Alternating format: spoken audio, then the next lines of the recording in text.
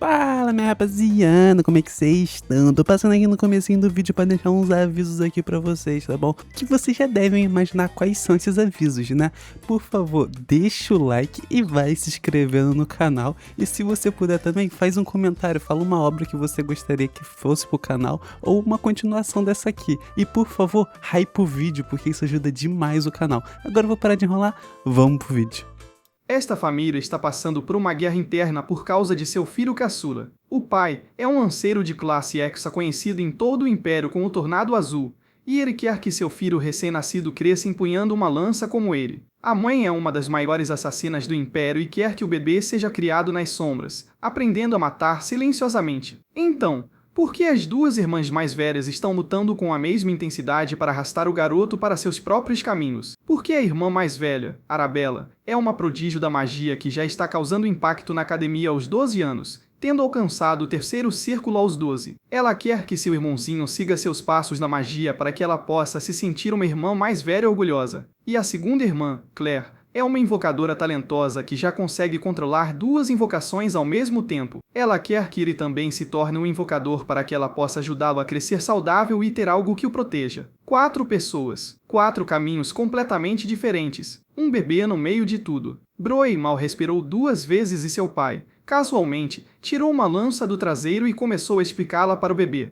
A mãe sortou, perguntando como ele podia chegar perto do filho com uma arma afiada. Ele se encolheu sob o olhar dela e disse timidamente que só queria se exibir. Ela o avisou que, se continuasse com aquilo, começaria a ensinar o garoto a ser discreto antes mesmo de ele sair das fraldas. Os dois continuaram com a discussão, mas ambos sabiam que a verdadeira decisão aconteceria na cerimônia de escolha. 1 ano depois, aqui estamos. A tradição familiar em que cada criança da casa completa 1 ano e 4 objetos são colocados à sua frente. O objeto para o qual o bebê engatinhar se torna o seu destino. Lança lendária do pai, adaga sinistra da mãe, bolsa mágica cara de Arabella, sinal de invocação único de Claire. Cada pai e irmã está mentalmente gritando para o bebê escolher seu item. A profecia diz que qualquer item que brilhar representa o caminho mais adequado para o bebê aprender. E então nosso menino rasteja lentamente em direção à mesa, todos morrendo de ansiedade. Todos querem ser o professor do mais novo, mas quando ele finalmente se aproxima dos objetos, de repente os 4 começam a brilhar ao mesmo tempo. Os convidados ficam boquiabertos. Isso nunca havia acontecido antes na história da casa. O bebê foi escolhido por todos os caminhos simultaneamente. Toda a família fica em silêncio. Então, o pai se vira lentamente para a mãe e diz: "Den, parece que teremos que ensinar os 4. E assim, de repente, a guerra termina da pior maneira possível para o garoto. Em vez de um dos pais treiná-lo, todos os 4 membros da família agora se revezam para lhe ensinar suas especialidades. Os anos passam dessa forma. Ele é basicamente um exército de um homem só, envolto em um corpo adolescente. Mas todos esses talentos vêm com uma desvantagem inesperada. Quando ele finalmente chega à Academia Imperial e quebra todos os recordes do exame de admissão, nenhum dos professores acredita que um garoto de 14 anos possa realmente fazer tudo o que estão vendo. O garoto se inscreve no Departamento Autônomo, um caminho que apenas 2 pessoas trilharam nos últimos 1000 anos, uma das quais foi o antigo imperador, e todo o corpo docente decide testá-lo pessoalmente para ver se ele é uma fraude. Desde a chefe do departamento de invocação,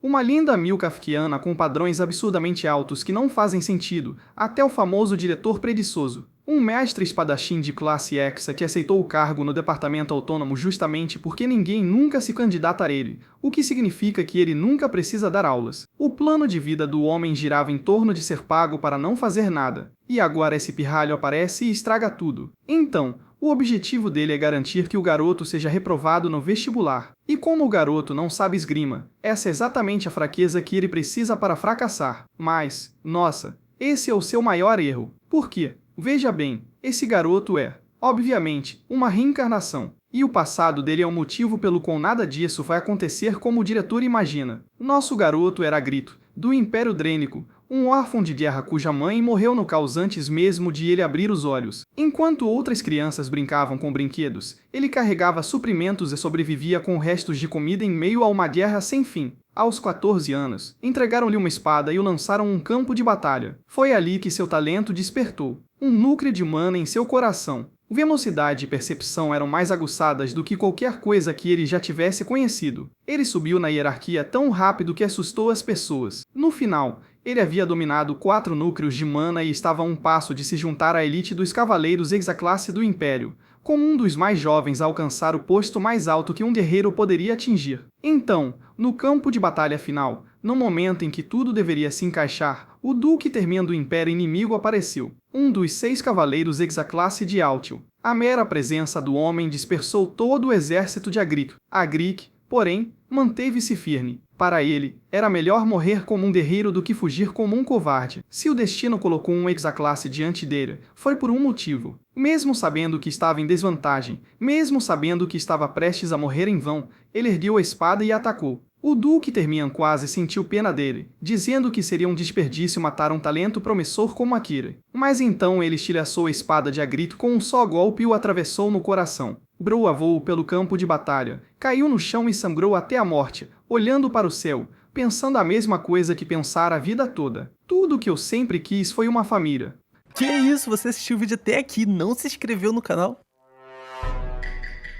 Tu tá dando mole, hein? Agora deixa esse like aí, faz um comentáriozinho, se inscreve, hein? E dá like, seu safado. Tudo fica escuro, mas a escuridão se dissipa no instante em que ele abre os olhos. A primeira coisa que vê é um casal tentando brincar com ele, ou melhor, com o filho deles. Seu pai logo pega no colo com um enorme sorriso e o chama de Dani Sodres. Ele diz que o menino deveria se tornar um âmade, então sua mãe, Lily Sodres, o arranca dos braços do marido e insiste que ele se tornará um assassino perfeito. Arkan, o protagonista Sodres, e sua esposa continuam discutindo sobre o que seu filho deveria ser. Eles parecem estar voltando para casa de carruagem, e toda a viagem se resume àquela mesma discussão. Nivi diz que se esgueirar pelas sombras, eliminar alvos e escapar ileso é muito mais legal, enquanto seu pai insiste que a lança é a arte marcial mais completa dela. É assim que começa a nova vida do nosso herói. Quando ele pensava que sua luta no campo de batalha havia chegado ao fim, ele reencarna de alguma forma. A reviravolta é que ele renasce no Império Altion,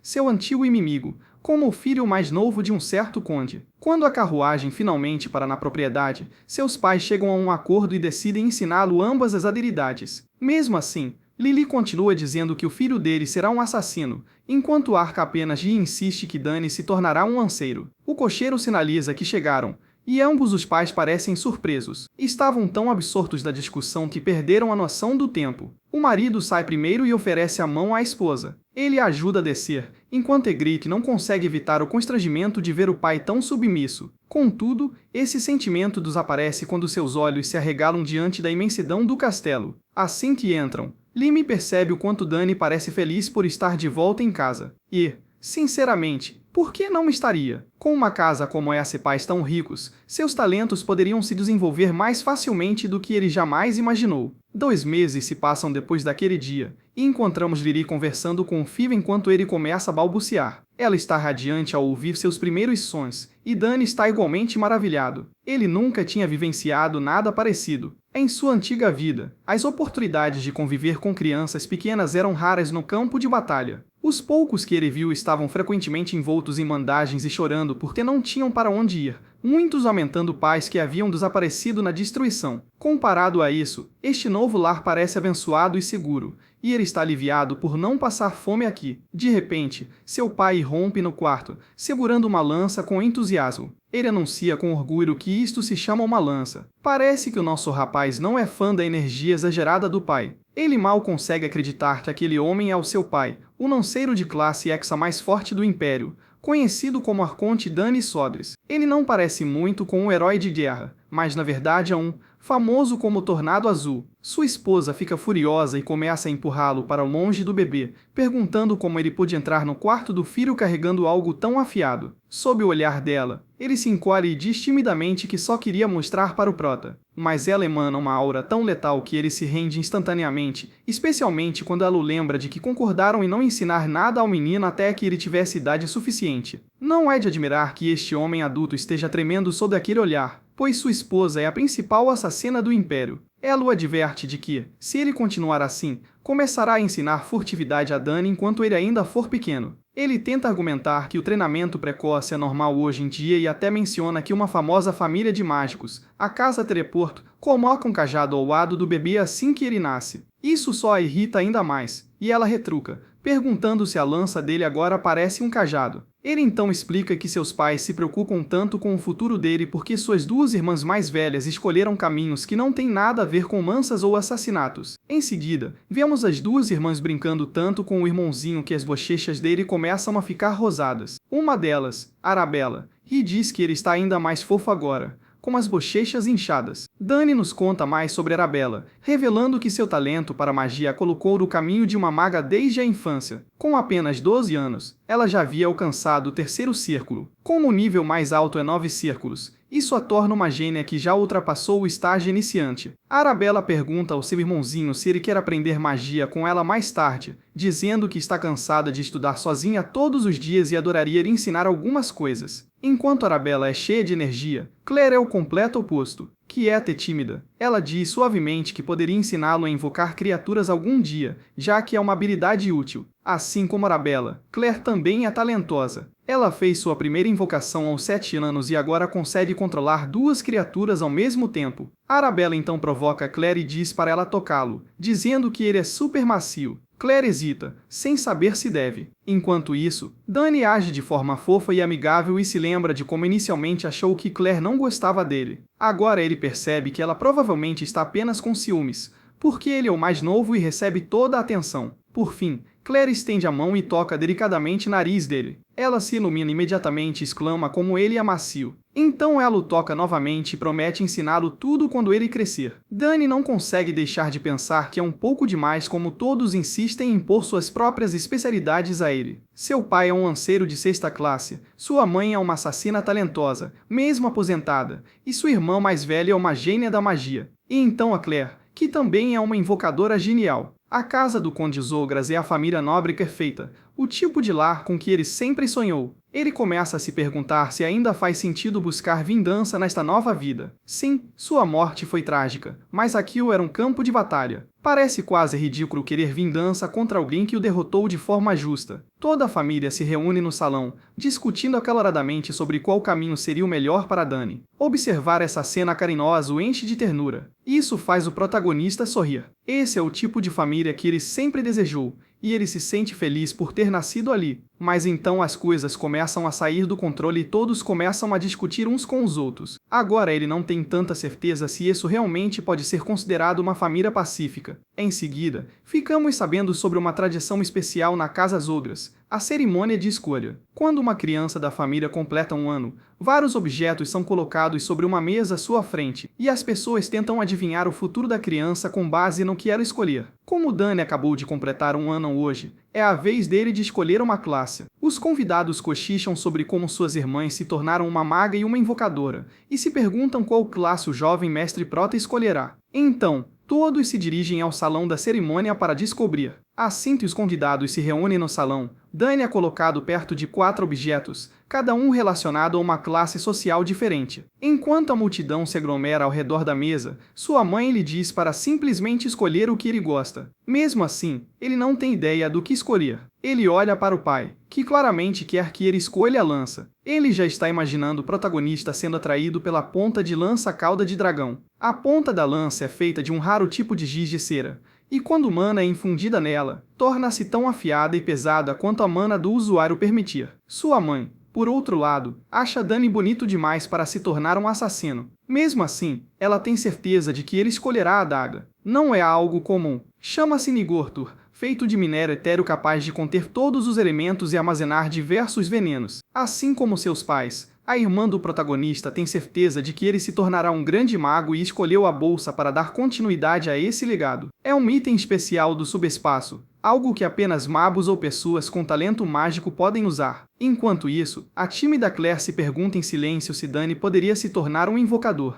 O item à sua frente é um sinal de invocação, uma ferramenta usada por invocadores. Com ele, eles recebem um código baseado em seu talento e o usam para invocar seus familiares. Mas ele está completamente perdido, pois consegue ouvir os pensamentos de todos os seus familiares. Depois de um tempo, ele solta um suspiro e finalmente faz sua escolha. Ele começa a engatinhar em direção aos objetos, e a multidão fica cada vez mais animada. Conforme ele ganha velocidade, seus pais e irmãs se iluminam e o incentivam à sua maneira. Seu pai quer que ele escolha algo resistente, enquanto sua mãe insiste em algo curto e afiado. Então, Conforme ele se aproxima, todos os objetos sobre a mesa começam a brilhar em amarelo. Dani não faz ideia do que está acontecendo, e sua família está igualmente confusa. Os convidados, porém, logo percebem que os 4 objetos reagiram ao mesmo tempo, algo que ninguém jamais havia visto. Eles não conseguem deixar de pensar: jovem mestre, o protagonista pode ser um gênio único em uma geração. Dani também está impressionado. Ele se lembra de ter sido talentoso em sua vida passada, mas desta vez, sente que está em um nível completamente diferente. A pequena Arabella pergunta ao pai o que eles devem fazer,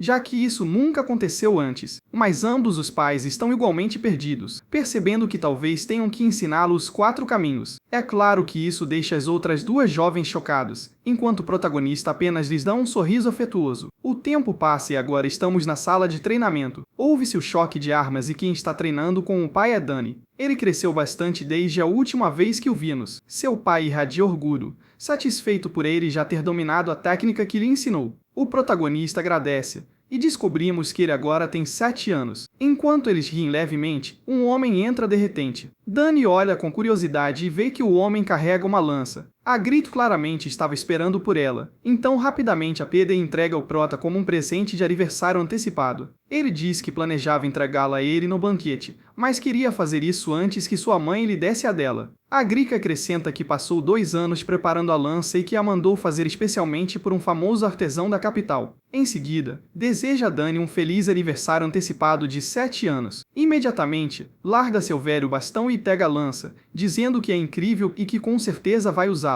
Ele adora a forma como o cabo preto e a ponta prateada combinam. Além disso, é surpreendentemente leve. Quando o pai pergunta se ele gosta, Dani diz que adora. Ele fica tão empolgado que começa a testá-la imediatamente. Seu pai então pergunta se ele sabe a diferença entre uma espada e uma lança. O protagonista explica que o alcance da lança permite manter os inimigos à distância e sua ponta fina lhe confere grande poder de perfuração. Seu pai concorda, mas avisa que a lança pode ser mais difícil de usar do que uma espada quando se fica mais forte. Sua maior fraqueza é simples. Para um ataque funcionar, é preciso ter distância suficiente do alvo. Mesmo assim, ele diz a Dani para não se preocupar muito, já que toda arma tem seus pontos fortes e fracos. Até mesmo espadas, muitas vezes chamadas de armas perfeitas, podem falhar em certas situações. Ao ouvir isso, o protagonista diz que se lembrará disso. Seu pai gira a lança e o convida para treinar, para que possa lhe mostrar algo. Dani fica sem palavras diante da força que emana de seu pai. É a primeira vez que ele presencia o poder avassalador de um anseiro de classe 6. A mana que flui dele é esmagadora. Após carregar o poder, seu pai crava a lança, e o espaço ao redor da ponta começa a se deformar. Ele explica que a distorção ocorre porque liberou mana através da lança, usando a característica do núcleo de concentrar o poder mágico em um único ponto. Ele diz que ouviu falar disso de sua irmã e explica que, à medida que uma pessoa adquire mais núcleos, ela pode ir além dos limites físicos normais. Isso significa que seus limites continuam se expandindo. Ele também se lembra de sua vida passada, quando tinha um núcleo quádruplo, e percebe que todo esse conhecimento vem daquela vida antiga. Seu pai sorri, feliz por seu filho ter estudado tão bem, e o lembra de que ele próprio agora possui 6 núcleos de mana. Dani finge surpresa, embora por dentro pense que, se não tivesse morrido antes, também poderia ter alcançado 6 núcleos. Então, seu pai lhe diz para experimentar a nova lança. O protagonista hesita um pouco, mas seu pai lhe diz para esvaziar a mente, esquecer as preocupações e simplesmente atacar. Dani acena com a cabeça, enquanto segura a lança. Lembra-se de que, em sua vida passada, nunca se importou muito com lanças. Depois de descobrir sua habilidade com a espada, passou a usá-las apenas como arma secundária, mas agora finalmente está pronto para realmente tentar uma. Após assumir sua posição, fecha os olhos enquanto seu pai observa a firmeza de seu corpo. Ele não consegue conter o sorriso, pois levou 7 anos para dominar aquela técnica. Como Dani ainda é muito jovem, duvida que ele realmente consiga realizá-la. Mas no momento em que Prata crava a lança, a realidade parece se distorcer, destruindo completamente as expectativas de seu pai. Ele jamais imaginara presenciar um milagre como aquele. Surpreso, exclamou e perguntou ao filho como ele sabia tanto. Assim que Dani terminou a técnica, o homem correu até ele, rindo e o elogiando pelo trabalho incrível. Ele explica que, ao golpear, concentrou a mana em um único ponto e a empurrou para a ponta da lança. No instante em que a mana atingiu a ponta, ele interrompeu o fluxo. Seu pai fica furioso ao ouvir isso e pergunta se ele formou um núcleo de mana. O protagonista diz que sim, alegando que tentou depois de ler um livro sobre criação de núcleos de mana e que,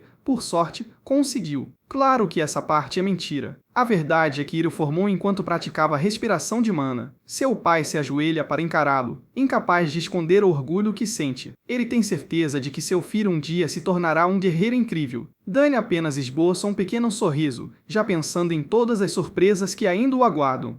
Enquanto isso, seu pai se pergunta se ele realmente se tornará um mago, um lanceiro, um assassino e um invocador, tudo ao mesmo tempo. Naquela noite, a festa de aniversário de 7 anos do protagonista finalmente começa. Os convidados começam a chegar ao castelo e o salão fica repleto de música e risos. Todos estão se divertindo muito. Duke Bolt, o mesmo homem que matou Dani em sua vida passada, também está na festa. Assim que Agrico vê, Bolt o chama. Agrito se dirige a ele formalmente como Duque, mas Bolt o repreende, dizendo para deixar de lado a formalidade e falar normalmente. Como sabemos, Bolt lidera a principal casa do Império, o Ducado de Termia. Agrito sussurra rapidamente que há muita gente observando, então eles precisam manter as aparências. O Duque diz que pode fazer o que quiser e, em seguida, pergunta onde está seu filho. Agrito o chama e lhe diz para cumprimentar o Duque Termian. No instante em que Dani ouve esse título, sua mente retorna ao último encontro com o Oni. Quando o protagonista finalmente comparece perante Duque, ele se apresenta como Prota e faz uma reverência,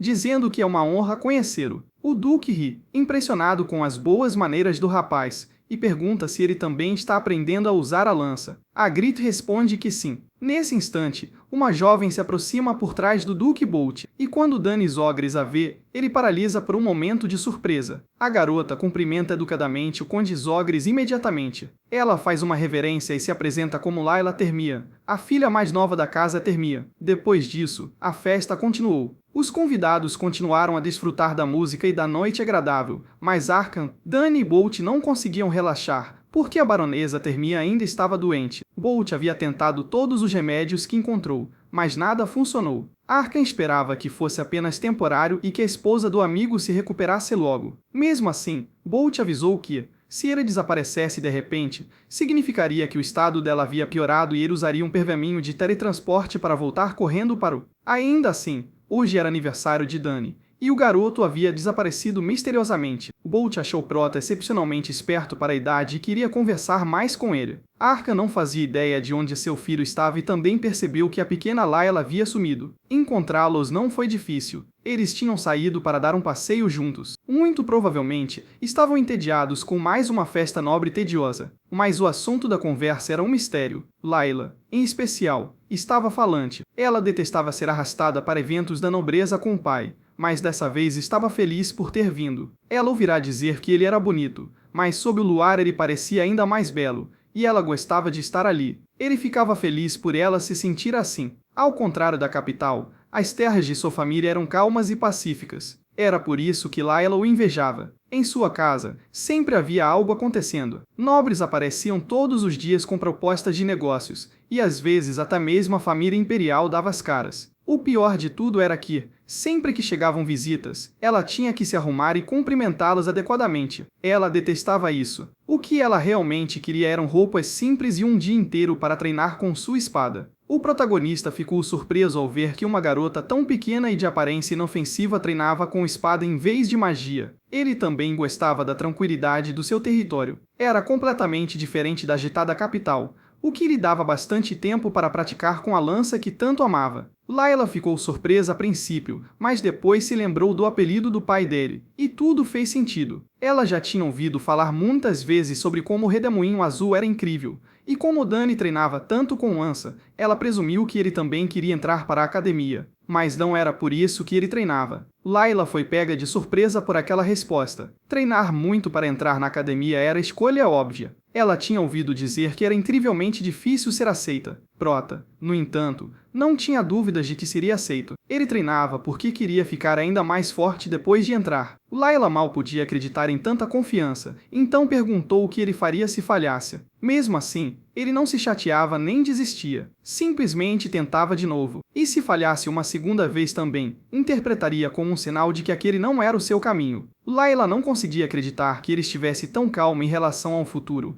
então perguntou se ele não tinha medo de decepcionar sua família e seu lar. Ele não estava nem um pouco preocupado. Comparado à sua vida passada, isso não era nada. Layla, por outro lado, só conseguia invejá-lo. Em sua família, o fracasso era inaceitável. Mesmo tendo passado 7 anos entre nobres, ele ainda se surpreendia com a mesquinhez deles em relação a coisas assim. Quanto a Layla, ele não tinha dúvidas de que ela se sairia bem. Ao ouvir encorajá-la, ela se animou e logo se ofereceu para mostrar suas habilidades com a espada. O protagonista ficou um pouco surpreso com a empolgação dela, mas assim que Layla teve a oportunidade de praticar com a espada, não houve quem a detivesse. Ela imediatamente perguntou onde ficava o campo de treinamento, e Dani teve que levá-la até lá, torcendo para que nada desse errado. No campo de treinamento, Layla não se conteve. Ela se movia de uma forma para outra como uma espadachim experiente. Para um iniciante, seus movimentos pareceriam impecáveis, mas o protagonista estava longe de ser um iniciante. Observando atentamente, ele teve que admitir que suas transições do ataque para a defesa e vice-versa eram fluidas e seu timing excelente. Ainda assim, havia um problema. Depois de um tempo,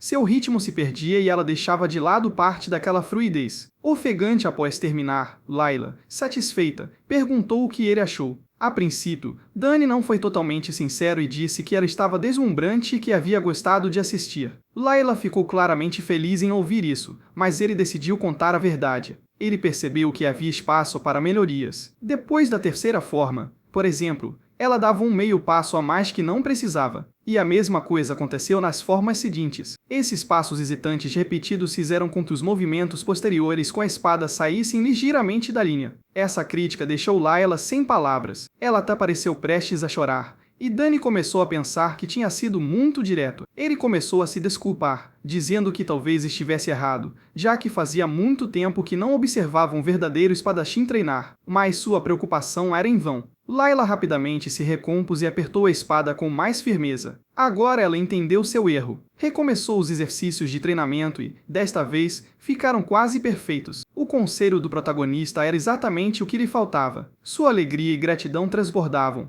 e ela até abraçou Dani. Ele tentou se afastar, mas não conseguiu. Layla ficou completamente impressionada com o quanto ele sabia sobre esgrima. Ele percebeu num instante que os professores dela nunca haviam mencionado. Ela prometeu que se lembraria da ajuda dele. Por fim, ela o deixou ir, depois de quase o esmagar no processo. Então ela quase o atingiu de raspão com a espada. Aquela mocinha realmente precisava aprender a se comportar. O protagonista foi pego de surpresa pelo abraço repentino, embora não pudesse dizer que não gostou. É claro que o momento de tranquilidade não durou muito. Os criados já estavam gritando e procurando por eles por toda parte. Eles já haviam aproveitado bastante o banquete, então voltaram correndo antes que fossem descobertos no campo de treinamento. Quando voltaram, Dani tornou-se o centro das atenções enquanto seus pais o parabenizavam formalmente pelo aniversário e pela descoberta de sua primeira mantícora. E, claro, deram-lhe um presente, um broche com o brasão da família, como os que suas irmãs mais velhas tinham. Sua mãe disse-lhe para guardá-lo com carinho,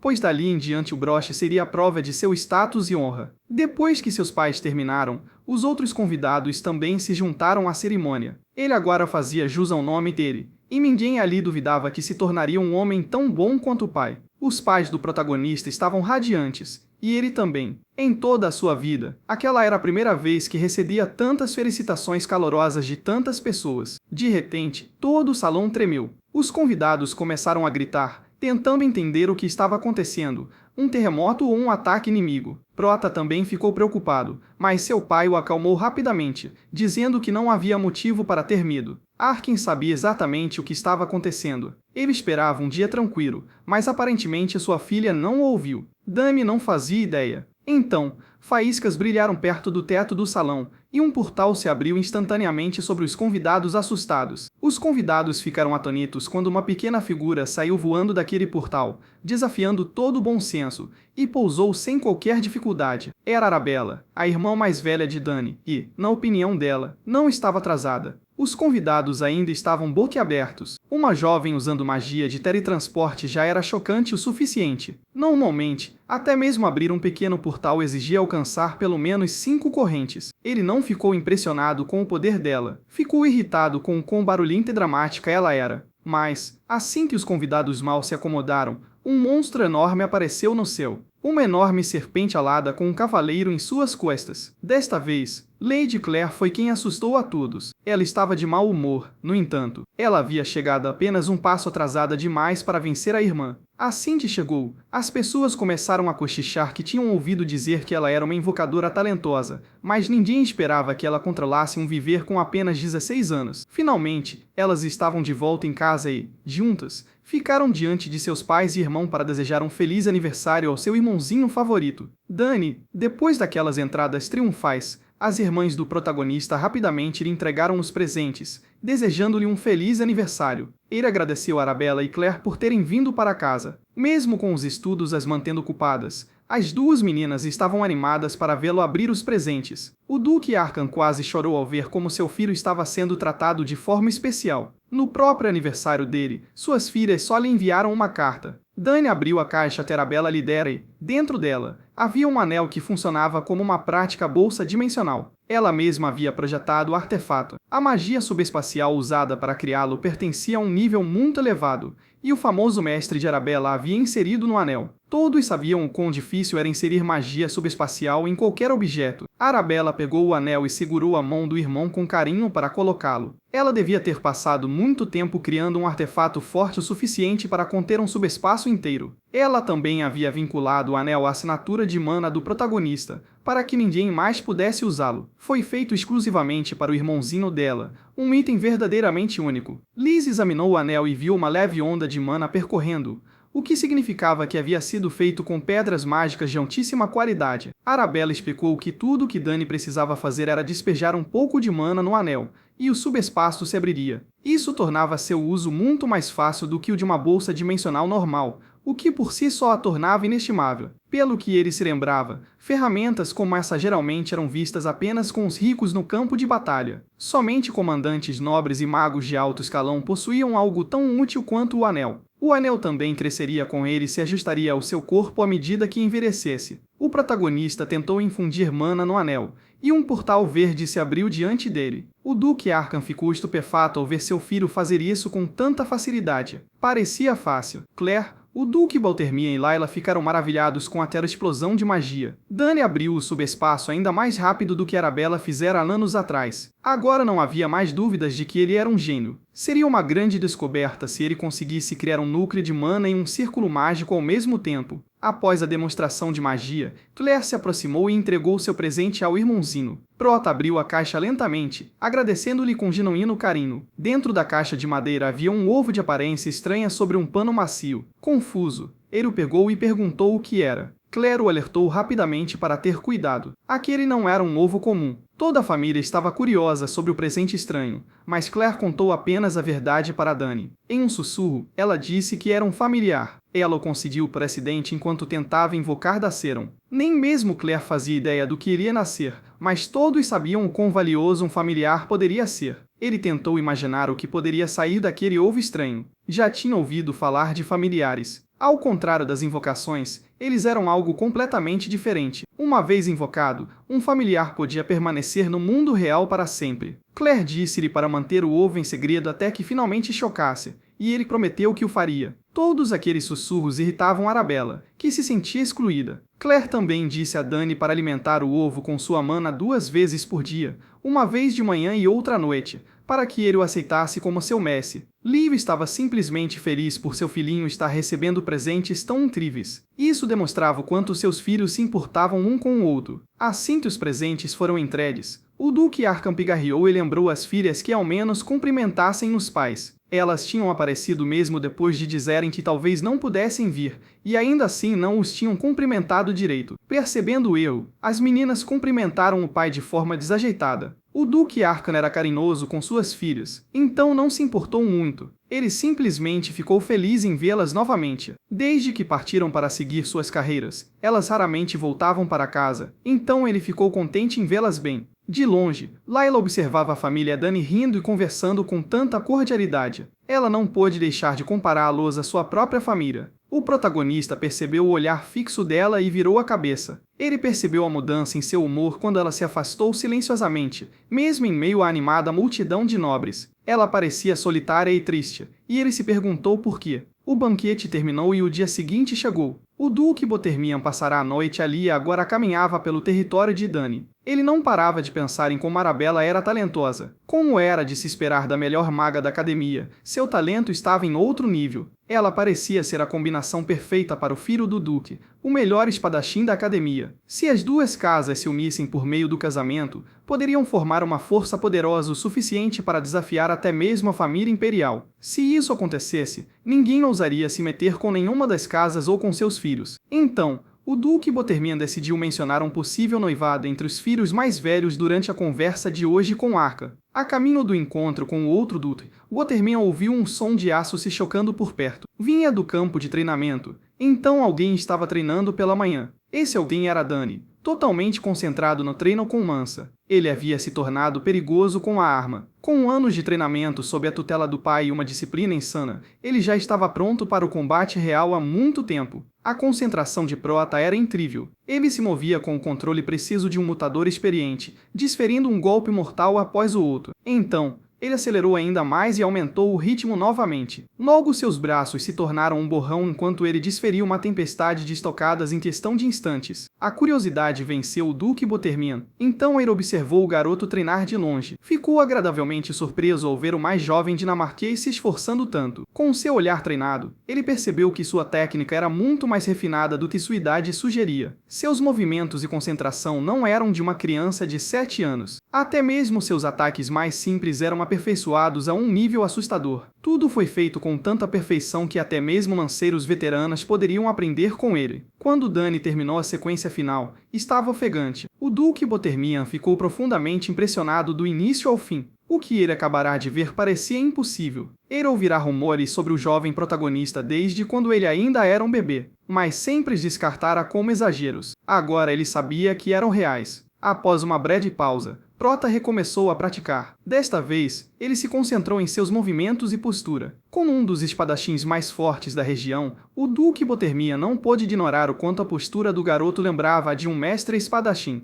O Duque começou a se perguntar se Dani já havia aprendido esgrima em alto nível, apesar de ser tão jovem. Por fim, ele percebeu alguém observando da porta. Ele ergueu a lança, pronto para atacar, e ordenou que o espião se revelasse em vez de se esconder. O Duque Botermian estava tão absorto na observação que uma criança o encontrou. Não era exatamente um momento de orgulho para um guerreiro tão habilidoso. Quanto mais pensava nos movimentos do protagonista, mais familiares eles lhe pareciam. Tinha certeza de já ter visto aquele mesmo jogo de pés em algum lugar de sua vida passada. Então, o Duque saiu, pediu desculpas por interromper o treino particular e disse que não tinha nenhuma intenção suspeita. Assim que Dani percebeu que era o Duque Botermian, sentiu-se mal por ter falado com ele de forma tão ríspida. Mesmo tendo vivido naquele corpo por 7 anos, aquele ainda era o homem que o derrotara e matara em sua vida passada. Lembrando-se de suas lições de etiqueta, Prota cumprimentou o Duque formalmente. O Duque Botermian admitiu ter se deixado levar pelo treino matinal da jovem estrela e pediu desculpas novamente. Manteve a calma e disse que estava perdoado. O Duque achou curioso que o garoto falasse com ele com tamanha confiança e destemor. Agora que estava mais perto, Dani percebeu que o corpo do garoto quase não demonstrava tremores ou sinais reais de fadiga após aquela sessão brutal. Na mesma idade, ele próprio não teria conseguido igualar tal feito. O Duque elogiou a técnica de estocada do protagonista, dizendo que ele claramente herdou o dom de Arkin com a lança. Ele também notou que a lança em si era de excelente qualidade. Prota agradeceu educadamente pelo reconhecimento de sua habilidade, e o homem mais velho sorriu. Aquele garoto não era apenas mortal, ele também sabia exatamente o que dizer. Em comparação a ele, o próprio filho do Duque não possuía tal habilidade nem modos aos 7 anos. Esse pensamento fez Termion cogitar também arranjar um casamento entre Layla e Dani. Então, Ele mencionou casualmente que sua filha também treinava esgrima. Como tinham idades próximas, ele sugeriu que se protegessem mutuamente quando entrassem na academia um dia. Ele respondia sempre com impecável educação, e o Duque gostou de sua franqueza. No fim, Termion pediu desculpas por ter atrasado ainda mais seu treinamento. Mas antes de sair da sala de treinamento,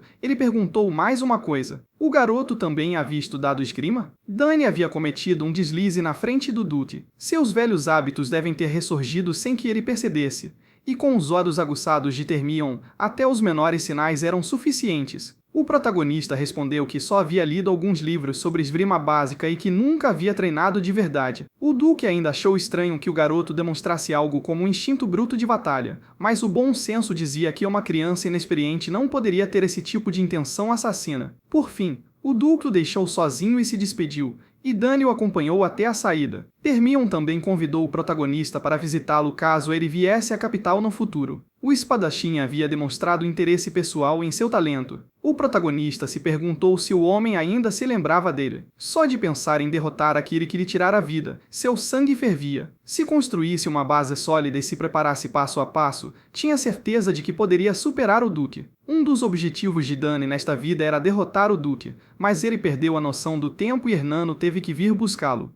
O atendente estava sempre por perto, nas sombras, pronto para agir quando necessário. Pela maneira silenciosa como Herneno se movia, ele imaginou que o sujeito pudesse ter um talento nato para furtividade e assassinato. Hoje, todos estavam ocupados se preparando para o segundo banquete. Alguns nobres já haviam começado a chegar, pois reunir mais de 30 famílias nobres no mesmo dia era difícil. Quanto às irmãs do protagonista, elas já haviam aberto um portal de teletransporte e retornado à academia. Não tinham outra escolha. As provas do meio do semestre estavam chegando. Por ora, era hora de Dany se arrumar e se vestir também. Ele anotou mentalmente que precisaria examinar os presentes da irmã com mais atenção depois. Após o árduo treino, o protagonista se lavou e se vestiu. Ele entrou no salão da família com seus pais e se misturou aos nobres. Teve que usar toda a sua educação em etiqueta ao passar a noite inteira conversando com a alta sociedade. Como aniversariante, ele foi o centro das atenções a noite toda, com todos os olhares voltados para ele. Finalmente, conseguiu escapar do salão de banquetes e respirar um pouco de ar. A vida de nobre era exaustiva,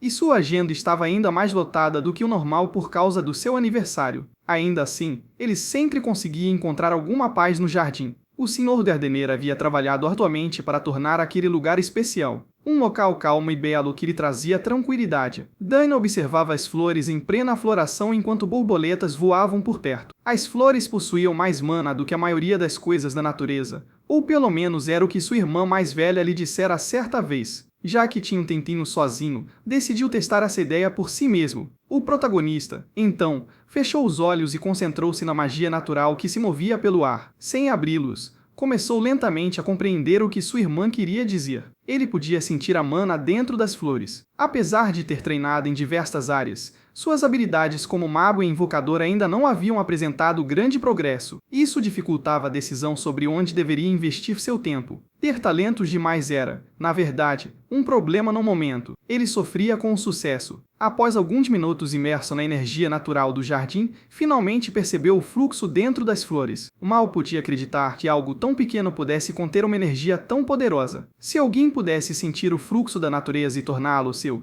esse poder poderia se instalar no corpo e formar um círculo mágico. Era exatamente isso que estava acontecendo agora. A enorme afinidade de mana de seu corpo tornava tudo muito mais fácil. Ele conseguira ver claramente o que a maioria das pessoas apenas pressentia vagamente. Uma única visita ao jardim havia aguçado consideravelmente sua percepção de mana. O que antes era turvo, agora estava muito mais nítido. Ele estava prestes a entender como a magia realmente funcionava, quando algo repentinamente estalou. Ao mesmo tempo, 2 jovens nobres entraram no jardim, entediados com a conversa afiada dos adultos. Eram irmãos, e o ruivo mais velho já estava irritado com o fato de todos não pararem de falar do gênio, Dany Silgris. Ele atravessou o canteiro de flores pisoteando-as, esmagando-as pelo caminho. Os irmãos ruivos se perderam no enorme jardim. Por acaso, avistaram o protagonista parado ali, distraído. Um olhar para suas roupas foi o suficiente para que o confundissem com um servo e começassem a gritar com ele. Ele não gostou nada daquela falta de respeito. O pirralho teve a audácia de ordenar que ele os conduzisse até a saída. Dani percebeu o que estavam fazendo com as flores e gritou para que parassem de pisá-las. O pirralho ruivo ficou ofendido depois de ser repreendido. Ele perguntou por que estavam destruindo o canteiro de flores em vez de usar os caminhos do jardim. Ao perceber que ele era pequeno, o ruivo ficou ainda mais irritante. Então veio a típica atitude de garoto nobre, exibindo seu nome de família. O protagonista não dava a mínima. Para ele, eram apenas dois bandidos destruindo seu jardim.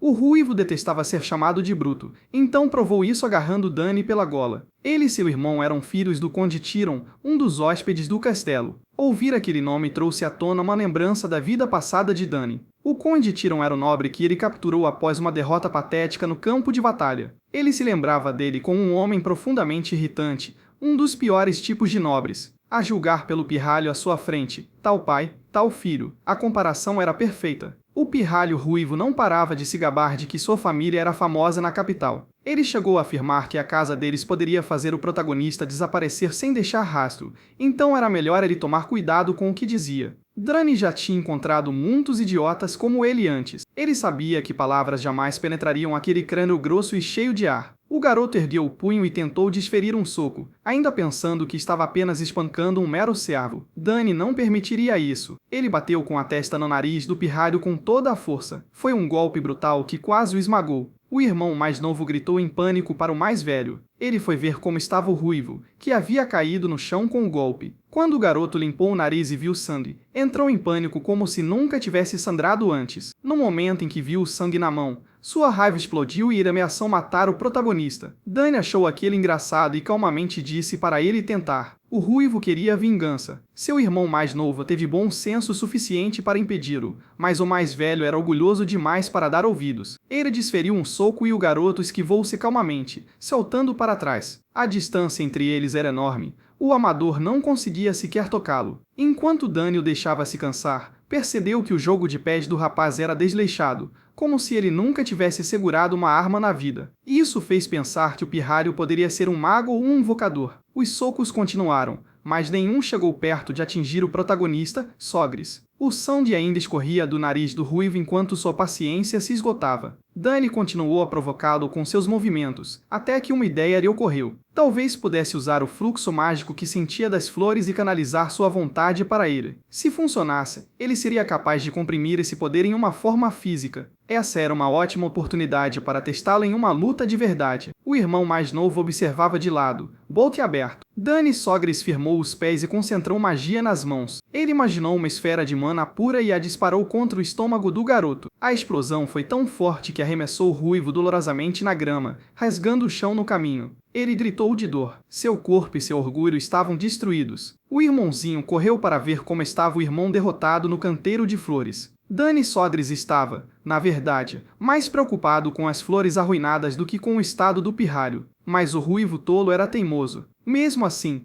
levantou-se. Depois de vê-lo usar magia, exigiu saber quem ele era. O irmão mais novo tentava impedi-lo, mas o orgulho importava mais do que quaisquer consequências. Então, o pirralho canalizou a mana de seu corpo e começou a abrir um portal de aparência sinistra. O protagonista, Sogris, ficou surpreso ao ver algo tão familiar. Isso era magia de invocação. A mana girou e se adensou até que um lobo translúcido começou a descer ao chão. Parecia sedento de sangue, exibindo presas afiadas enquanto rosnava. O ruivo riu descontroladamente e chamou a ferra de Gempu. Então, finalmente, revelou seu nome, Degrantira, e disse que Dany estava prestes a aprender o que acontecia quando se metia com alguém como ele. Dany Sogris ouviu o pirralho ordenar que o lobo despedaçasse, mas não se impressionou com uma invocação tão simples. Ele estava acostumado a ver Claire chamar feras terríveis como Ivan. Degra ficou para trás enquanto Gempu investia contra ele, que permanecia imóvel. Dany apenas olhou o lobo nos olhos e não se moveu. Gempu deve ter pressentido que atacá-lo terminaria mal. Então o lobo se virou imediatamente. Sua aura mudou instantaneamente. Como toda hostilidade em relação ao protagonista, Sodres havia desaparecido por completo. Os irmãos Tyran ficaram atônitos. O orgulho e a alegria de Degra aparentemente se voltaram contra ele. Agora, o lobo enorme estava agindo de forma totalmente submissa a Dany. Degra gritou para que arrancassem sua garganta, mas a fera o ignorou. Em vez disso, o cachorrinho grande abanou o rabo alegremente para o protagonista. Sem perceber nenhuma má intenção, o protagonista acariciou gentilmente o bom cão. Nem ele mesmo fazia ideia de como aquilo tinha acontecido. Pensando bem, a invocação de Claire sempre gostou dele também. Até Viver brincava com ele às vezes. Naquela época, ele imaginava que era apenas porque eram da mesma família. Mas agora não havia nenhum laço sanguíneo, e essa invocação ainda era amigável. Isso poderia significar que ele tinha uma afinidade em comum com criaturas invocadas, ou talvez a opinião de Genpu sobre seu péssimo invocador tivesse chegado ao fundo do poço. Degra não conseguia entender nada disso. Ele nunca ouvirá falar de uma invocação que traísse seu mestre. Dany Sogres estava vencendo em todas as frentes e não parava de provocar Degran para que o enfrentasse pessoalmente. O irmão mais novo praticamente implorava para que ele parasse de se humilhar e aceitasse a derrota, mas Degra ainda queria lutar. O irmãozinho precisava desesperadamente que aquela confusão acabasse. Envolvido na estupidez do irmão, o pobre garoto fez xixi nas calças de medo. Ele começou a chorar, e Digi o chamou de vergonhoso. Dany Sogres só piorou a situação ao mencionar que havia uma banheira no porão do castelo. Dijacron usou o acidente do irmão mais novo como desculpa para recuar. Como se não bastasse a humilhação, ordenou que Dany permanecesse no jardim. Ele apenas olhou para o predador patético com desgosto. Dijacron nem sequer levou sua invocação consigo. Então o protagonista permaneceu no jardim e continuou testando seu novo entendimento sobre mana. Ele tentou um truque que Claire lhe ensinara antes. Encontrou o que restava do frágil vínculo entre aquele terralho do Dijacron e Genpu, cortou-o e o reescreveu cuidadosamente com sua própria magia. Assim, ele e o lobo se conectaram. Sem usar um ritual de invocação adequado, ele conseguiu apenas com sua grande afinidade com as bestas invocadas. Agora ele realmente havia alcançado sucesso como invocador. Enquanto desfrutava dessa vitória, Dany Sogres ouviu uma voz familiar e irritante chamando por ele. Dijacron Tyran, o pirralho mimado, correu até o pai e dedurou que um garoto no jardim o havia intimidado, apontando o dedo diretamente para Dany. Que covarde! Tapando o nariz para estancar o sangramento, ele reclamou que o havia atacado e até mesmo quebrado seu vínculo com sua invocação. O enorme Mogar Tyran avançou a passos largos e apresentou-se em voz alta como chefe da família do Conde Tyran, uma das grandes casas nobres da capital. Ele exigiu saber se o protagonista realmente havia desfigurado o rosto de seu filho e roubado sua convocação. Dany não era do tipo que recuava diante de um porco, então manteve-se firme e admitiu o que havia feito. Ele também notou que Mogar Tyran estava muito mais gordo agora do que quando capturou em sua vida passada. A paz claramente tratara bem, mesmo que ele tivesse sido inútil no campo de batalha. Mogar continuava a impor sua autoridade, dizendo que não podia deixar isso passar. Qualquer um que tocasse em seus filhos era alguém que ele não podia ignorar. Ele continuou pressionando Dany com perguntas exigentes e finalmente ordenou que o garoto dissesse seu nome. Nosso garoto ergueu a cabeça orgulhosamente e se apresentou formalmente como Sodres, o protagonista Sodres, o filho mais novo de Arcan Sodres, senhor do sul e chefe da família Sodres. Diz que lhes faz uma apresentação digna da realeza, deixando pai e filha atônitos. Sem perceber, eles haviam insultado o aniversariante. Eles haviam provocado uma briga com a famosa estrela em ascensão do sul. A dupla rude está claramente abalada por esse encontro repentino com o filho mais novo da casa Dany Sodres. Pensando nas grandes casas nobres, ele se lembra de como Agro capturou na guerra e de como não fez nada de importante depois disso, fazendo os outros nobres rirem dele. Agora ele vê uma chance de dar a volta por cima, difamar o nome do Conde Dany Sodres e usá-lo para exigir direitos de mineração. Se funcionar, os nobres que zombaram dele poderão em breve estar se curvando diante dele. Com isso em mente, o gordo idiota se vira para o nosso garoto e pergunta se ele é o aniversariante. Ele apenas acena com a cabeça, confirmando. O gordo mal consegue disfarçar seu aborrecimento. Ele definitivamente não veio aqui para comemorar o aniversário de uma criança. Então, ele aponta para o filho mimado e pergunta a Dany Sogres como ele pretende reparar a vergonha que causou ao filho. O protagonista não só feriu um convidado, como também roubou sua invocação, o que ele considera um crime grave. Seu filho mimado também entra na conversa e o apoia. O pirralho diz ao Conde Dany que aquele é seu último dia. Então, O Gold ameaça falar com o próprio Conde Dani e fazê-lo responder por tudo. Dani simplesmente o ouve e diz que, antes de ir atrás do pai, o filho deveria se desculpar primeiro. Isso enfurece o homem gordo. Ele exige saber que absurdo Dani está falando, enquanto o filho rende os dentes ao seu lado. Mas ele deixa claro que sim, bateu no garoto e o machucou, mas foi em legítima defesa, após sua vida ter sido ameaçada, e que também não rogou a invocação deles. Jinpyu escolheu segui-lo. O filho desprezível argumenta rapidamente que não há como Jinpyu fazer isso e diz ao pai que o protagonista está mentindo. É nesse momento que o pai para pensar. Ele se lembra de ter ouvido que a segunda filha da casa Sogris é uma invocadora genial, então talvez ela tenha ensinado o protagonista a romper a força o vínculo entre uma invocação e seu mestre. O homem gordo continua insistindo com o nosso garoto, e Dani Sogris não consegue deixar de pensar que tudo isso é exaustivo. Por fim, Mogar se acalma um pouco. Depois de falar tanto, até sua mandíbula começa a doer. Ele diz que já chega de discutir e sugere que eles vão ouvir o que o Conde Sogris tem a dizer sobre tudo isso. Falando no diabo, o próprio Conde chega com o Duque Termia. É claro que tanto o filho inútil quanto seu pai ficam completamente abalados ao verem o Conde Sogris, e a presença do Duque Termia só aumenta o pânico. Ao cair da noite, o garoto ruivo conta sua versão da história ao conde. Ele alega que ele e seu irmãozinho se perderam no jardim, então pede a Dani Sogris que os guie. Ele continua inventando mentiras enquanto o protagonista permanece atrás dele, calmo, se perguntando por que seu pai está realmente ouvindo esse disparate sem fim. Mesmo assim, isso não o surpreende. O Conde Sogris se importa profundamente com sua família e seu nome, mas não há o tipo de homem que toma partido sem pensar. Ele sabe distinguir o certo do errado. Após terminar sua história, o garoto ruivo afirma que o protagonista lhe deu uma cabeçada repentina e continuou usando aquele movimento estranho para zombar dele. Ele diz que chamou Jianpu para assustar o protagonista, mas o protagonista rogou a invocação e tentou revidar. Assim que Didrin termina, Mogar se aproxima e diz ao conde que só queria avisá-lo. Mesmo assim, ele insiste que pegar a invocação de outra pessoa é claramente errado e não pode ser ignorado. Finalmente, o Conde Sogris se pronuncia. Ele diz a Mogar que não julgará que estão ouvindo apenas um lado da história. Primeiro, ele quer ouvir o protagonista, para depois decidir após analisar tudo de forma imparcial. Ele também garante a Mogar que, se ele estiver preocupado com parcialidade, o Duque Termian também dará sua opinião. O Duque sorri levemente e diz que, se isso importa tanto, ele pode lidar com a situação. O Mogar começa a soar muito frustrado. Ele sabe que as coisas estão indo mal e trazer Termian só piora a situação. Ele não está nada contente com isso. O Conde Sogris dá permissão ao filho para se explicar, e Dani Sogris começa dizendo que o que o filho de Mogar disse não era completamente falso, mas apenas partes eram verdadeiras. Ele explica que as flores cuidadosamente cultivadas no jardim foram pisoteadas, então mandou o filho de Mogar embora. Isso enfureceu o garoto, e a briga começou. Claro, o homem gordo e seu filho ficam atônitos com a dura realidade,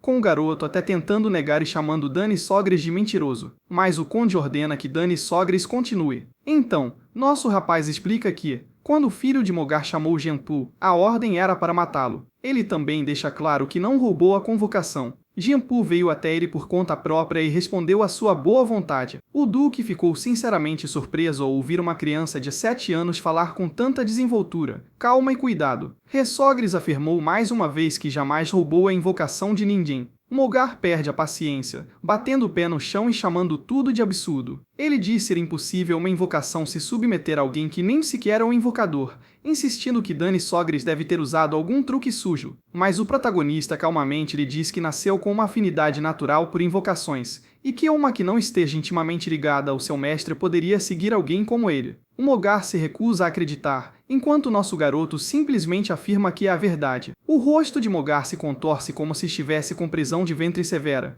e tudo que ele consegue dizer é que o garoto está inventando coisas. Então o Duque intervém e sugere que provem isso com a própria intimação. O Conde Dani se vira para o filho e pergunta se ele pode provar, e Dani responde que sim. Enquanto isso, Mogar lança um olhar mortal para o filho por tê-lo arrastado para essa confusão, enquanto Mimada entra em pânico porque não tem ideia do que fará se não conseguir invocar Jianpu. Quando o garoto tenta invocar Jianpu, ele falha completamente, e o pai grita com ele imediatamente. Enquanto isso, Dani Sogris apenas sorri, sabendo que já havia rompido o vínculo, então é claro que não há mais como o garoto invocar Jianpu. Então ele diz que demonstrará isso pessoalmente, invocando Jianpu. mas para isso precisa do sinal de invocação. O filho de Mogar o possui, e o garoto mimado fica furioso e questiona como o protagonista ousa pedir seu sinal. Ele começa devagar, mas o conde protagonista o interrompe, lembrando-o de que, segundo ele próprio, mesmo com um sinal, o protagonista não deveria conseguir invocar Genpu, então não custa tentar. O Mogar soa frio, percebendo que não tem escolha, e relutantemente diz ao seu mimado filho Didron para entregar o sinal. O ruivo está quase em lágrimas, mas seu pai apenas lhe diz para se apressar. Assim que Dani Sogris obtém o sinal, ele inicia sua magia e explica que um sinal de invocação geralmente carrega um código único ligado ao seu invocador, portanto ninguém mais deveria ser capaz de usá-lo. Mas Genpu já havia sido preenchido com sua mana, então o sinal agora é apenas uma ferramenta, e Genpu já está ligado a ele. No momento em que ele chama Genpu, o monstro aparece e começa a lamber suas bochechas. O conde e o duque ficam ambos maravilhados, enquanto Mogar e Didron tremem após sua mentira ser descoberta. O duque acha inacreditável e se pergunta se Dani Sogris também tem estudado esgrima. Seu pai confirma que sim, embora admita não saber ao certo quão habilidoso seu filho realmente é. O homem gordo, por outro lado, percebe que está em sérios apuros agora que todo o seu plano falhou. O conde então se vira para ele e pergunta se agora ele admite que estava falando a verdade. O homem gordo tenta agir com naturalidade, rindo e dizendo que talvez eles tenham entendido errado e pensado que o protagonista rogou a invocação deles. Ele também afirma que seu filho não estava realmente tentando matar o protagonista, e então pede a Didron que confirme. Tremendo, Didron concorda e diz que só queria assustar o Dani, mas nosso garoto fica furioso ao ver esses canalhas tentando se esquivar da culpa tão facilmente. Antes que os dois lords possam dar seu veredito final sobre o assunto, uma dama intervém, surpreendendo a todos, especialmente a ele, Sogris, cujos olhos se arregaram ao ver Lila. Assim que chega, ela diz que Didron não está falando a verdade. Seu pai pergunta rapidamente por que ela está ali, e ela responde que ouviu a voz dele enquanto caminhava. Antes de dizer mais alguma coisa, ela cumprimenta educadamente um homem gordo e o conde Dani Sogris. O homem gordo gagueja ao retribuir o cumprimento, claramente surpreso por encontrar a filha do duque. O protagonista vai direto ao ponto e pergunta sobre a alegação dela de que Didron estava mentindo. Ela confirma com convicção, dizendo que ouviu a conversa anterior deles durante sua caminhada. Didron entra em pânico imediatamente ao pensar que ela ouviu tudo, pois isso é uma péssima notícia para ele. Então, ela começa a revelar todos os detalhes picantes, e nosso garoto não consegue conter o sorriso, já que essa reviravolta inesperada de alguma forma vira o jogo a seu favor. Pouco depois, o homem gordo ordena que seu filho atrapalhado se apresse e peça desculpas ao conde Dani Sogris. O menino murmura que estava errado, mas o conde manda que ele peça desculpas a Dani, não a ele. O homem gordo empurra o filho rapidamente em sua direção, dizendo-lhe para se desculpar direito imediatamente. O menino mimado parece desconfortável e hesita, depois gagueja um pedido de desculpas fraco e falso. Dani está longe de estar satisfeito. Ele percebe que não é sincero, que é apenas forçado porque a mentira foi descoberta quando uma testemunha externa interveio. O protagonista não acredita nisso de jeito nenhum. Ele não queria aceitar um pedido de desculpas tão fraco, mas, lembrando-se do passado, escolheu o caminho mais maduro e decidiu demonstrar alguma benevolência. Assim, Dani aceitou o pedido de desculpas do garoto mimado. O menino se iluminou imediatamente, agradecendo-lhe repetidamente por ter deixado o assunto para lá. Seu pai também suspirou aliviado, percebendo quão perto esteve de perder tudo. O duque, que um dia poderá vir a ser sogro de Dani, não consegue deixar de pensar que estava certo sobre Dani ser especial. Afinal, Dani tinha todos os motivos para se manter firme, já que o outro lado estava claramente errado desde o início. No fim, o conde deixa claro que,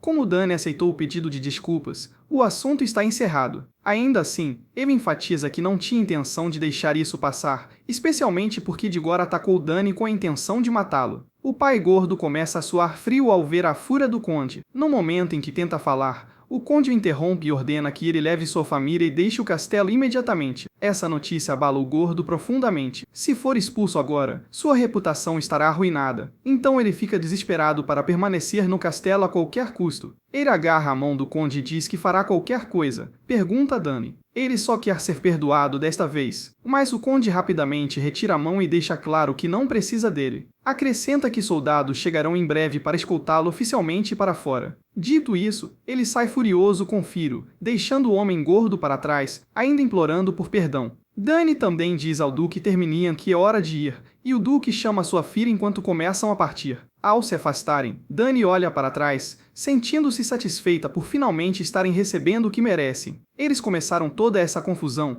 então é justo que enfrentem as consequências. De qualquer forma, ele aprendeu algo importante hoje. O pai dele é realmente assustador quando está com raiva. Então o Duque Terminian pergunta se é verdade que ele derrotou o filho mimado de Magar com uma bala de mana, e Dany confirma prontamente. O Duque não para de elogiá-lo, dizendo que Dany é talentosa não apenas com a lança, mas também com invocações e magia. É tão impressionante que ele duvida que a história já tenha visto um talento como esse. O pai orgulhoso de Dany sorri e diz que se orgulha de ter um filho tão excepcional. Enquanto isso, Dany absorve silenciosamente todos os elogios, enquanto Laila luta para acreditar no que está ouvindo. O Duque acrescenta que o talento por si só não é o que faz Dany se destacar. Ele também é incrivelmente calmo. A maioria das crianças perde a cabeça numa briga e insiste teimosamente que está certa, mas não ele. O Duque tem certeza de que esse menino se tornará um homem excelente. O pai dá um leve tapinha na cabeça de Dany e diz que é cedo demais para ter certeza. Eles terão que esperar até que ele cresça completamente. Ele também ressalta que tudo terminou pacificamente graças a Laila. Sem o testemunho dela,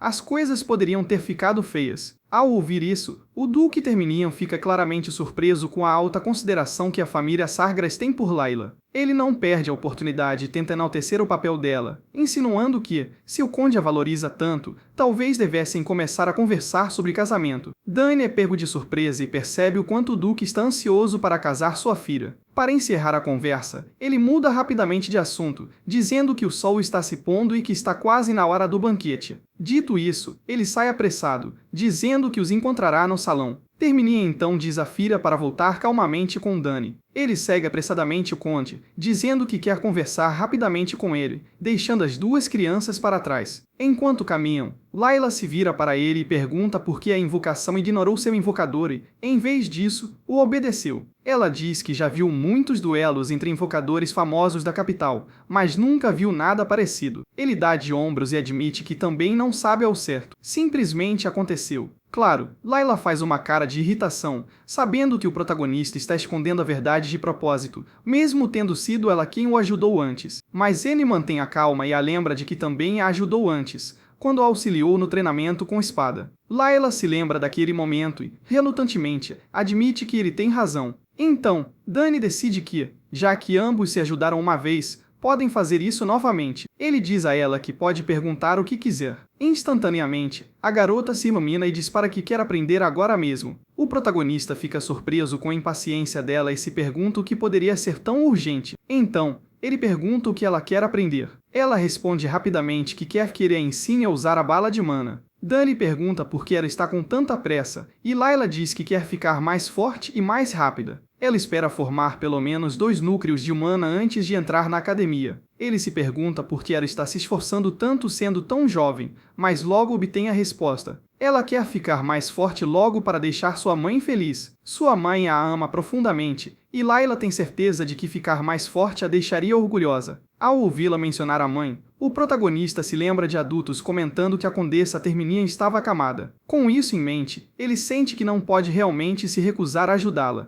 Laila dá uma pequena dança de alegria e diz que está pronta para começar amanhã. Sinceramente, ela começaria até hoje à noite se pudesse, principalmente porque não sabe quanto tempo ficará na mansão. Dany apenas balança a cabeça e diz que podem começar quando ela quiser. Ele garante a ela que, uma vez que ela entenda como a magia flui, aprender a lançar balas de mana não será muito difícil. Laila então pergunta ansiosamente o que ele quer em troca de ensiná-la. Dany permanece em silêncio, deixando claro que o que ele quer não será tão simples quanto mostrar a alguém como disparar balas de mana. A cena muda para o salão de banquetes, onde os convidados cochicham sobre o gordo pai, Tyrion. Correu a notícia de que o conde Tyrion foi expulso do castelo e todos querem saber o que ele fez para merecer isso. Alguns dizem que o filho mais velho de Tyrion causou problemas ao provocar uma briga com um jovem mestre e acabou levando uma lição. Eles riem entre si, divertidos com o fato de o gordo ter vindo de tão longe apenas para ser humilhado e constrangido. Outro boato que circula é que o jovem mestre, o protagonista, é um invocador incrível. Um dos convidados se pergunta se isso significa que a casa do protagonista se tornará uma famosa casa de invocadores. Mas outro interrompe e diz que isso não é tudo. O jovem mestre Dany também pode usar magia, algo que muitos deles mal conseguem acreditar. Então, um homem grande e bigodudo se apresenta a ele como Barão Open. Ele pergunta se o homem sabe algo sobre o território Open, no leste. O homem inclina a cabeça educadamente e diz que ouviu dizer que a região é famosa por suas trutas grelhadas e safiras. O homem ri e diz que é exatamente isso. Ele acrescenta, com orgulho, que as trutas e as safiras da casa Open são as melhores do continente. Em seguida, dá um empurrãozinho na filha, dizendo que quase se esqueceu de apresentá-la. A menina se aproxima e se apresenta como Sylvie Open.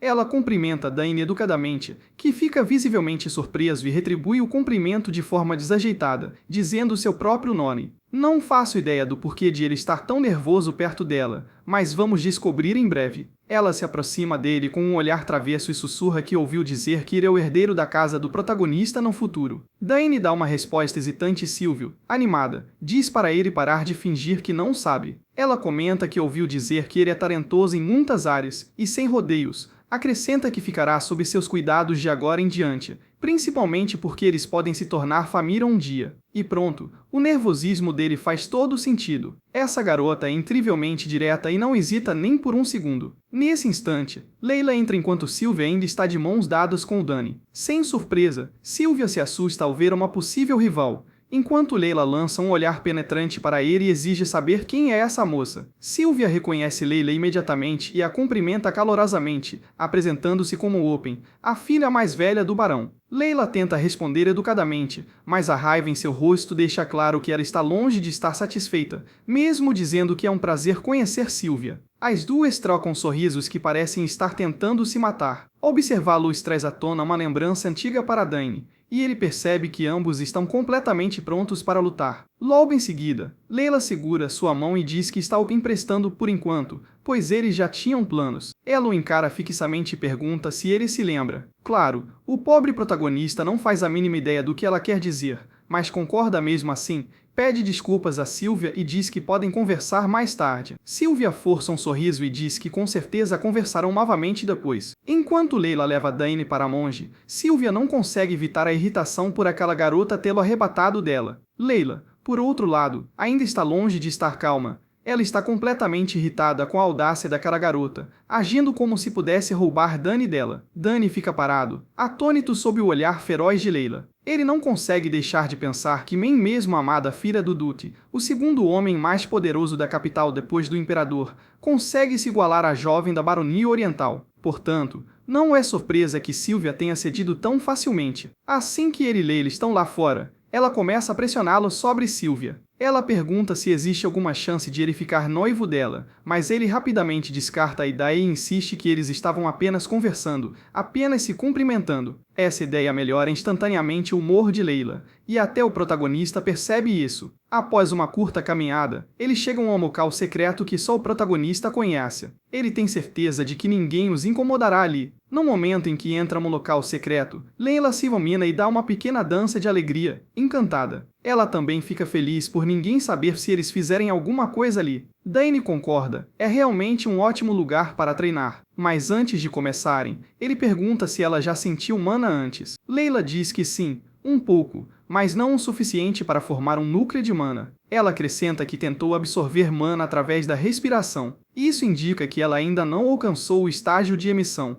Ele aprendeu a sentir mana naturalmente no campo de batalha, então fica surpreso que uma casa nobre a tenha ensinado até mesmo isso. Por isso, ele começa pelo básico e diz a ela que o primeiro passo é sentir a mana que absorve. Leila parece confusa, e o protagonista explica que, se ela quiser liderar mana, primeiro precisa controlar a mana dentro de si. A chave é a imaginação. Ele pede que ela feche os olhos e visualize a mana girando dentro dela. Após um instante, ela tenta, mas nada acontece. Pela expressão dela, Dane percebe que ela não entendeu. Leila tenta novamente, mas, mais uma vez, nada acontece. Frustrada, ela pergunta a Dane por que ainda não está funcionando. Ele a acalma, dizendo que isso é normal na primeira tentativa, e pede que ela se concentre novamente. Enquanto isso, o Conde Dane observa secretamente as duas crianças. Ele não consegue conter orgulho de ver seu filho já ensinando alguém tão jovem. Para ele, é como se o filho tivesse realmente amadurecido. Então, o Duque Termian surge de repente ao seu lado e pergunta o que diabos ele está fazendo ali.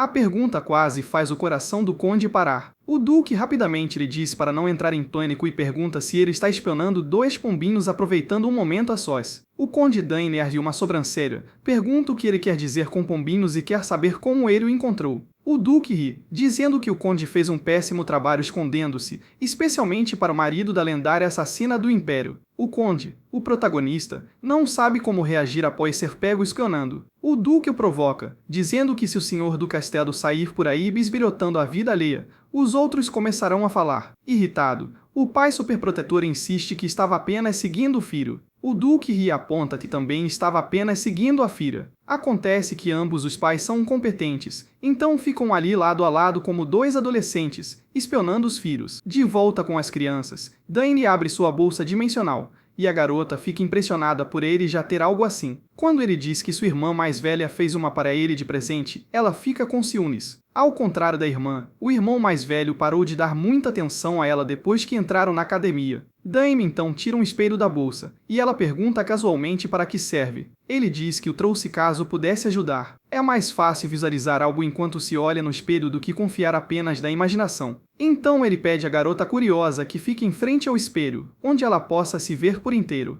Ela rapidamente se posiciona diante dele e começa sua pequena dança mágica novamente. Desta vez, Dane percebe que ela está falando sério. Ela respira fundo, enquanto os pais amorosos permanecem agachados no chão, observando em silêncio. O duque Termian comenta que Lilia parece gostar de Dane. Ele pergunta se isso é verdade, e o duque confirma. Lilia geralmente não se afeiçoa às pessoas tão rápido. O conde Dane diz que isso é surpreendente, já que ela parece uma criança tão inteligente. O duque Termian fica em silêncio por um momento e depois diz que ela só parece inteligente por fora. Ele explica que, depois que seus irmãos foram para a academia, sua mãe ficou acamada, então eles não puderam mais ficar perto como antes. Desde então, se abrir com os outros tem sido difícil para ela. O conde pergunta-se, já sabendo de tudo isso, ele sempre age tão friamente com a filha. Termian parece genuinamente comovido por o conde ter percebido e admite que faz isso de propósito. Ele diz que criou seus filhos mais velhos com muito carinho, e eles ficaram mimados, mas o conde Dane o adverte para não presumir que Lilia seguirá o mesmo caminho. Ela só acabará magoada. E agora faz sentido o porquê de ela ter pedido ajuda ao protagonista em vez de ao pai. Termia aponta para o amigo e brinca dizendo que ele está reclamando como nos velhos tempos, mas o conde retruca, perguntando quando ele próprio fazia isso, especialmente porque o que ele disse é verdade. O duque muda de assunto e pergunta quando ele planeja enviar seu filho para a capital. Se o enviar para a casa de Cal, diz ele, as portas estarão abertas e o menino poderá ficar no castelo de Cal. O conde Dane se cala e olha para o filho. Ao vê-lo feliz, ele simplesmente diz que deixará Dane escolher por si mesmo. Ele é livre para trilhar seu próprio caminho,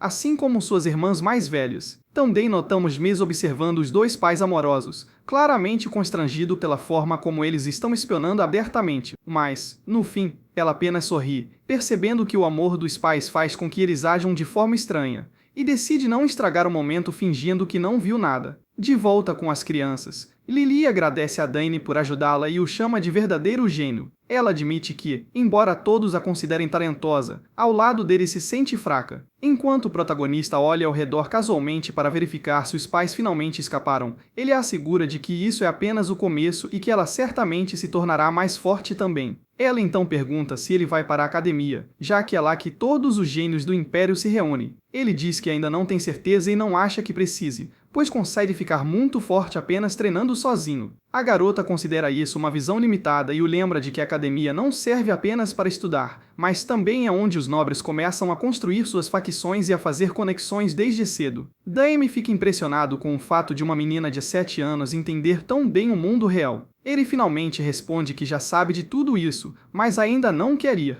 Há uma montanha de livros na biblioteca que ele não leu, e ele ainda tem muito a aprender com os pais. Lilia concorda, mas pergunta se ele não quer brincar com crianças da mesma idade, principalmente porque ouviu dizer que as irmãs mais velhas dele também frequentam a academia. Sem mais respostas, Dane diz que talvez ele vá no futuro, se tiver vontade. Ela o convida para visitá-la quando for à capital e prometem se encontrar novamente. Então, ela se lembra de perguntar quando ele fará seu pedido, agora que a ensinou a usar balas de mana. Ele apenas balança a cabeça e diz que lhe contará quando chegar à capital. Isso a choca e ela solta um grito alto de incredulidade. Finalmente, chega o dia da partida. Quando a carruagem de Lilia começa a descer a estrada, Dany olha para um objeto semelhante a uma pedra em sua mão, um presente de seu futuro sogro. A história então retorna ao momento em que o Duque lhe entregou o estranho objeto. Quando ele perguntou o que era, o homem disse que era um presente de aniversário e que esperava que ele gostasse. Ele também explica que a casa Termíon representa a vingança, a espada e a forja,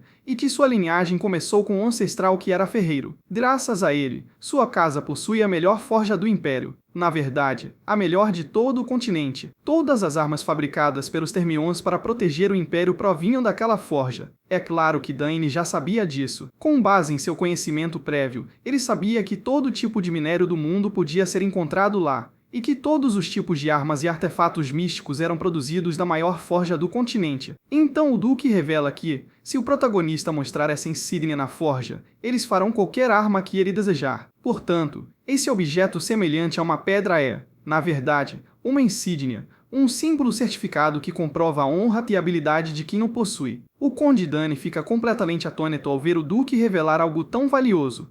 Algo que até a família imperial deseja. O Duque simplesmente acaricia a cabeça do menino e diz ao seu futuro genro para crescer bem e ajudar o pai. Sua futura esposa lhe dá um último aceno antes de se separarem. De volta ao presente, sua mãe se agacha ao lado dele. Vendo quão abatido ele parece, ela pergunta se ele está chateado porque eles foram embora. Ele admite, dizendo que Lilia foi basicamente sua primeira amiga. Sua mãe o consola, dizendo que, quando ele for para a capital, a verá novamente. Até lá, estará ainda mais bonito, o que certamente a impressionará. Ela provavelmente tem razão. Ele não pode ficar aqui para sempre e terá muitas outras oportunidades de encontrá-la mais tarde. Então, em silêncio, deseja-lhe felicidade até que se reencontrem. Enquanto isso, durante o passeio de carruagem, o Duque não tira dúvidas sobre Dany. Ele acha estranho que, toda vez que olha para o garoto, se lembre de Ygritte, o guerreiro que demonstrou a habilidade de um lutador de classe tripla ainda muito jovem. Ele tem certeza de que, se Ygritte tivesse vivido,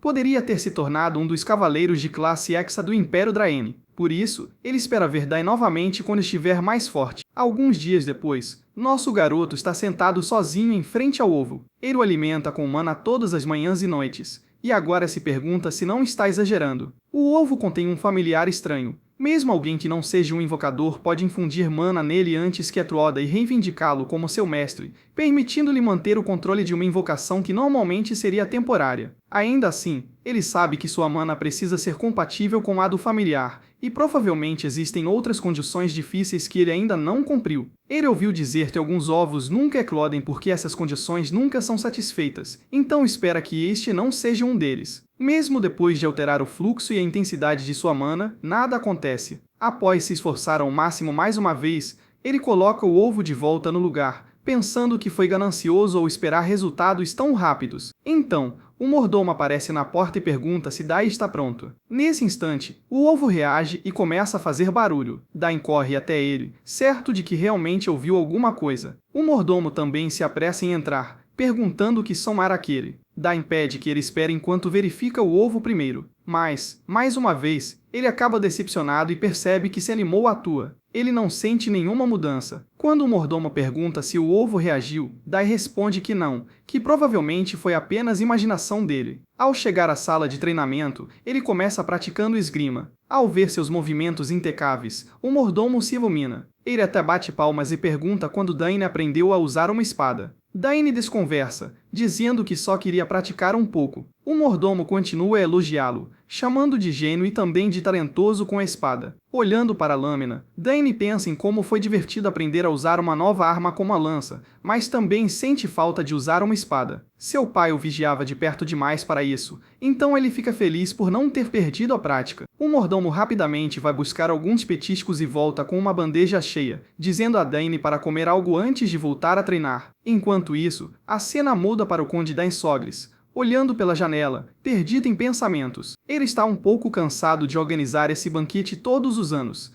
mas pelo menos isso lhe mostrou que muitos nobres estão de olho no sul. A maioria deles agora quer ter um bom relacionamento com ele, o que é uma mudança bem-vinda. Desde o fim da guerra, o sul tem desfrutado de um clima excelente de todo o conforto ao qual os nobres não resistem, então talvez esse interesse devesse ter sido óbvio. Mesmo assim, não é nada comparado à atenção que Dany está recebendo. O problema com o filho mais velho do Conde Tamian foi muito além das expectativas de Dany, mas Dany lidou com a situação com calma e maturidade. Ele explicou tudo claramente para os adultos. Em seguida, exibiu seu talento com confiança. Ele não consegue deixar de pensar que seu filho é muito maduro para a idade. Às vezes, ele gostaria que Dany agisse um pouco mais como as outras crianças e relaxasse um pouco. Com a hora do treino se aproximando, ele se dirige ao salão de treinamento. Ele pega a lança lendária, Cauda de Dragão, planejando deixar Dany segurá-la hoje. Mas no instante em que entra com a lança, ele congela ao ver Dany empunhando uma espada. Agora ele começa a se perguntar por que seu filho escolheu uma espada,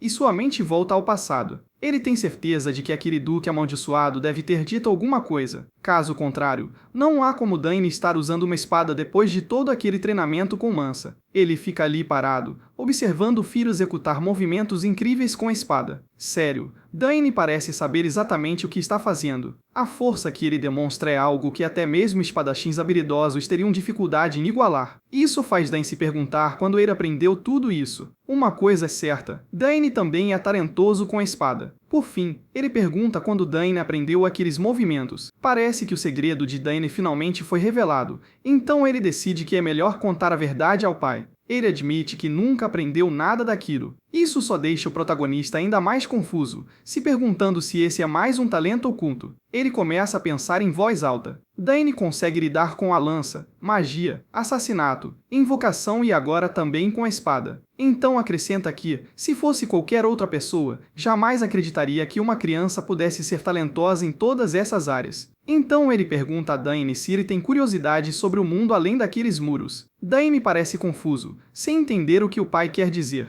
Então o pai lhe diz que, se ele quiser ver o mundo lá fora, ele deve ir. Ele realmente acredita que este país pode ser pequeno demais para o enorme talento do filho. E se Dany ficar aqui, quem sairá perdendo será ele. Uma onda de tristeza atinge Dany quando ele percebe que seu pai aceitou que não pode ficar com ele para sempre. Então ele finalmente diz que ficaria feliz em aprender sobre o mundo lá fora. Ao ouvir isso, seu pai sorri e vai direto ao ponto. É hora de preparar seu filho para o mundo real. Ele admite que dói um pouco ver o filho partir, mas sabe que precisa respeitar os desejos de Dany. Então, mostra-lhe a lança, dizendo que trouxe algo especial hoje. Dany logo percebe o que é, e seu pai dissipa qualquer dúvida, lembrando de que está aí a Cauda de Dragão, a lança que reagiu a ele em seu primeiro aniversário. Ele estende a lança e diz para Dany pegá-la. No instante em que Dany agarra a lança, ela reage, e ele sente uma incrível onda de poder percorrendo seu corpo. Seu pai ri e diz que a reação é muito mais forte do que quando Dany tinha apenas 1 ano de idade. E, sinceramente, quem poderia culpá-lo? Então, orgulhosamente, ele diz ao filho que pretende ensiná-lo a dominar a lança antes de partir,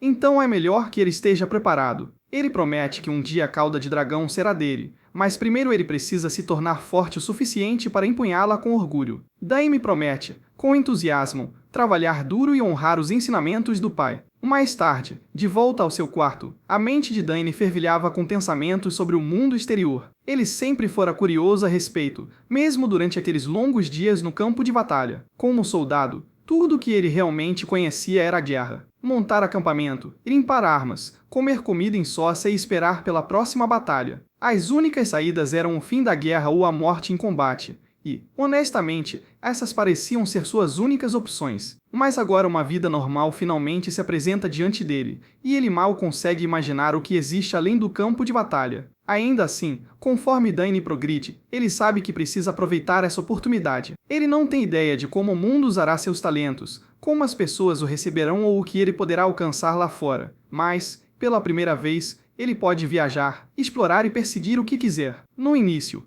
tudo o que ele queria era ficar e desfrutar do calor daquele lugar. Mas, após a pergunta do pai, seus pensamentos mudaram. Ele finalmente decidiu sair pelo mundo e está realmente empolgado com isso. Enquanto pensa nisso, sua mãe entra no quarto, pegando-o de surpresa. Ele pergunta quando ela entrou. Ela diz que ele estava tão absorto em seus pensamentos que nem ouviu ela bater na porta. Mas, honestamente, ela provavelmente está mentindo. Ela é uma assassina, então provavelmente entrou sem fazer barulho. Então ela pergunta se ele realmente tem curiosidade sobre o mundo além do país, e ele diz que sim, explicando que seu pai lhe disse que seria um desperdício ficar ali. Depois de pensar um pouco, ele admite que também quer ver o mundo lá fora. Então ele começa a se desculpar com a mãe, mas ela o abraça e diz que não há nada pelo que se desculpar. Ele a lembra de que suas irmãs não estão aqui e se preocupa em partir para o mundo lá fora. Ela o tranquiliza, dizendo que está tudo bem, porque sabe o quão incríveis são seus talentos. Ela acrescenta que, mesmo que ele optasse por não ir, o mundo exterior o chamaria de qualquer maneira. Ela admite que seria maravilhoso se ele pudesse ficar mais tempo com a mãe,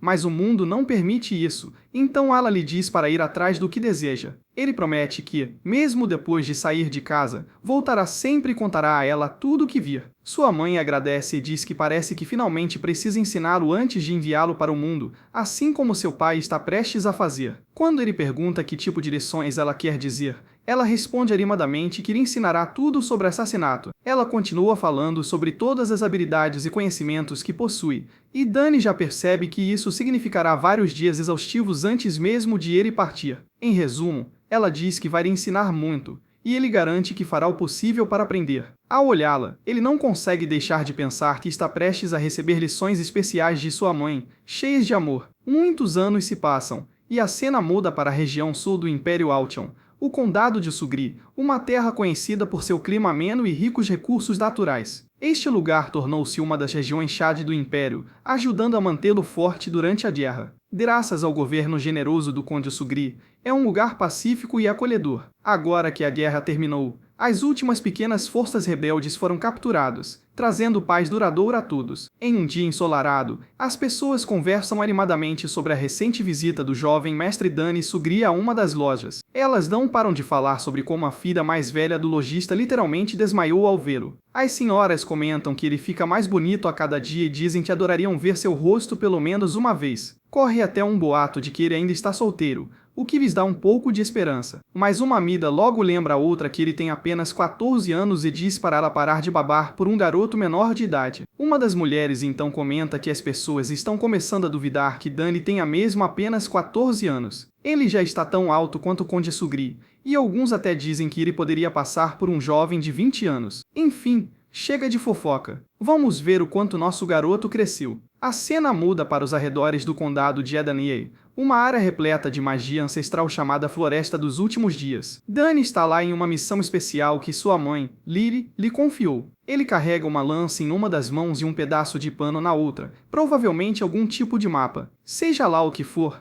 ele já escolheu sua rota. Com apenas 3 horas restantes antes do pôr do sol, ele sabe que precisa sair antes de escurecer, então começa a se mover pela floresta com a velocidade de um ninja. A chave para esta missão é simples: não deixe que seus inimigos o peguem. Dani precisa evitar as armadilhas e os ninhos que sua mãe preparou enquanto atravessa uma floresta repleta de perigos. Depois de se mover por um tempo, ele finalmente aterrissa no chão. Ele respira fundo, inspira o ar e a energia ao seu redor por um instante e depois expira. Assim que se camufla no ambiente e se concentra em permanecer oculto, começa a perceber armadilhas por toda a parte. Fios finos, quase invisíveis, estendem-se por toda a área. Ele sabe que todas as armadilhas serão acionadas no instante em que ele as tocar. Fios é uma estrutura básica, mas é isso que a torna perigosa. Por sorte, este parece administrável. Então, monstros semelhantes a ratos invadem a clareira e, assim que avistam Dani, não perdem tempo em atacá-lo. É uma matilha inteira e ele claramente não os esperava ali. Pior ainda, eles estão vindo todos em sua direção, muito rápido. Antes que toquem nos fios e acionem as armadilhas, ele precisa lidar com eles rapidamente, mas se escorregar e tocar em uma armadilha, as coisas podem piorar ainda mais. Mesmo assim, não há tempo a perder. Ele precisa se mexer. Dani dispara em disparada, e no instante em que os ratos acionam as armadilhas, agulhas afiadas são disparadas de todas as direções, perfurando os azarados animais presos no padrão em cruz. Então esse era o plano dele o tempo todo. Ele os conduz para a armadilha. Fica contente por ter funcionado e por ter poupado o trabalho de lutar com eles pessoalmente. Mas então avista um rato que ainda está vivo. Ao diminuir a distância, o monstro salta diretamente em sua direção. Dani continua lutando contra o último membro da besta doméstica, e o roedor é quase tão rápido quanto ele. O rato gigante para repentinamente se vira para outro ataque. Dessa vez, usa a distância, cuspindo uma substância estranha pela boca. Danny avalia rapidamente a situação. Ele não sabe o que é, mas aquela saliva definitivamente parece perigosa. Ele gira sua lança e repele o ataque, rangendo os dentes. Percebe que não pode perder mais tempo com esse rato resistente. Bloquear só o atrasará, então agora é hora de contra-atacar. Uma aura azul envolve seu corpo enquanto ele fixa o alvo. Então, com uma sequência de movimentos ofuscantes, ele demonstra sua incrível habilidade com a lança. Ele se move livremente pelo ar enquanto rastreia o inimigo com perfeição, e a cabeça da besta é partida ao meio. Danny nem sequer para olhar. Ele simplesmente parte imediatamente e continua a missão. Ao pôr do sol, ele chega ao ponto final do teste. Ele está completamente exausto, ofegante, fazendo o possível para não vomitar. Pelo menos finalmente conseguiu sair da floresta com vida. De repente, sente uma presença feroz vinda da mata e teme que a luta ainda não tenha terminado. Ele se levanta num pulo, arrependendo-se de ter baixado a guarda para descansar. Quando está prestes a encarar a situação, ele para. É apenas sua mãe, Lily. Ela permitiu que ele a sentisse de propósito para testar sua reação, e ele passou. Além disso, seu tempo total foi de 3 horas e 30 minutos, ainda mais rápido que o antigo recorde de Lily. Ela observou tudo. Afinal, nenhuma mãe deixaria seu filho sozinho em um lugar tão perigoso. Lily sabia melhor do que ninguém o quão talentoso ele era, mas ser sua mãe tornava tudo diferente. Depois desse teste, que Danny praticamente dominou, Lily não conseguiu encontrar uma única falha em suas habilidades de sobrevivência ou capacidade de adaptação. Ela beliscou delicadamente as bochechas dele e disse que, nesse ritmo, ele já poderia ser recrutado como assassino. Para celebrar sua corrida bem-sucedida, Liv mostrou seu bem mais precioso como a maior assassina do Império, sua adaga. Ela achou que agora combinava mais com o filho. A partir daquele momento, Danny seria o dono de Nigortor. Com um sorriso radiante, Liv entregou-lhe a lendária arma, já que não tinha mais utilidade para ela. Nigortor foi forjada a partir do misterioso minério de Etril, um material capaz de assumir as propriedades de qualquer objeto. Se quisesse, ele poderia usá-lo para armazenar todos os venenos do mundo, misturando-os e absorvendo-os para seu próprio uso. O protagonista agradeceu sinceramente à mãe por um presente tão precioso e prometeu cuidar bem de Nigortor. Isso também marcou o fim de seu treinamento de assassino com Lily. Quando estavam se preparando para voltar para casa, mãe e filho ouviram um grito rouco por perto. Parecia vir do interior da floresta, então eles foram verificar. Alguns dias depois, dentro da torre anexa do condado de Danis, um homem acorda em um dos quartos de hóspedes, tossindo e gritando de terror. Com longos cabelos brancos e barba, ele parece totalmente perdido, lutando para recuperar o fôlego. Assim que finalmente olha ao redor do quarto luxuoso, ele se pergunta onde está. A última coisa de que se lembra é de ter comido um cogumelo naquela floresta amaldiçoada. A porta rende ao abrir e Danny entra, carregando água. Ele diz ao homem para não se mexer muito, pois ainda está em processo de desintoxicação. Danny explica que o velho deve ter comido acidentalmente um cogumelo venenoso de nariz vermelho. Felizmente, ele e Lily o encontraram a tempo. O velho se lembra de ter visto aqueles cogumelos, mas nunca imaginou que fossem tão mortais. Se tivessem aparecido um pouco mais tarde, ele já estaria apodrecendo. O protagonista lhe entrega um copo d'água, sabendo quanto ele devia estar com sede. Enquanto o jovem o observa atentamente, percebe um cinto com o brasão da torre mágica de Nyx entre os pertences do velho, concluindo que não se trata de uma pessoa comum. Se Nigortor não tivesse absorvido o veneno que devastava seu corpo, o velho teria morrido. Após se acalmar um pouco, o homem pergunta onde ele está, e Danny responde simplesmente que estão na torre anexa do condado de Danny. O velho deve ter se perdido na região sul envenenado por aqueles cogumelos amaldiçoados. Ele conseguiu chegar até aqui caminhando. Ele diz para o velho descansar por enquanto e esperar o conde vir vê-lo. Ele também se apresenta como Danny, o filho mais novo do conde. Isso chama a atenção do velho imediatamente. Ele já ouviu falar de Arabella, a gênia desejada por todas as torres de magia do Império. O protagonista também explica que encontraram o velho na floresta enquanto ele treinava com a mãe. O velho quase cospe a água que estava bebendo ao ouvir que aquela floresta insana o havia atormentado. Mesmo sendo um mago de 8 círculos, ele se perdeu, e quando lançou um feitiço, O fluxo de mana distorcido saiu pela culatra e destruiu todo o seu corpo. Aquela floresta está repleta de mana ancestral, e armadilhas escondidas estão espalhadas por toda parte. Como pertence à casa Dani, é naturalmente perigosa para qualquer um de fora da família. E por causa dessa magia ancestral, o fluxo de mana é completamente diferente daquele a que os magos modernos estão acostumados. Para um deles, é o pior lugar possível. O velho finalmente percebe que realmente teria morrido se o protagonista não o tivesse salvado. Ele também vê que o garoto à sua frente pode ser um talento único, que surge uma vez a cada geração, se puder treinar livremente naquele lugar infernal. Ele chegou a produzir o antídoto de que tanto precisava para sobreviver. Pela aparência, o garoto ainda era adolescente. Mesmo tão jovem, ele foi capaz de criar um antídoto que exigia conhecimento profundo e habilidades de preparo precisas. O velho não conseguia acreditar na sorte que a casa Dani tinha. Eles já possuíam 2 gênios da magia e da invocação em gerações diferentes. E agora, até o filho mais novo parecia um monstro. Se o continente ainda estivesse em guerra, a casa do protagonista poderia facilmente ter se tornado a casa nobre mais poderosa do Império Altion.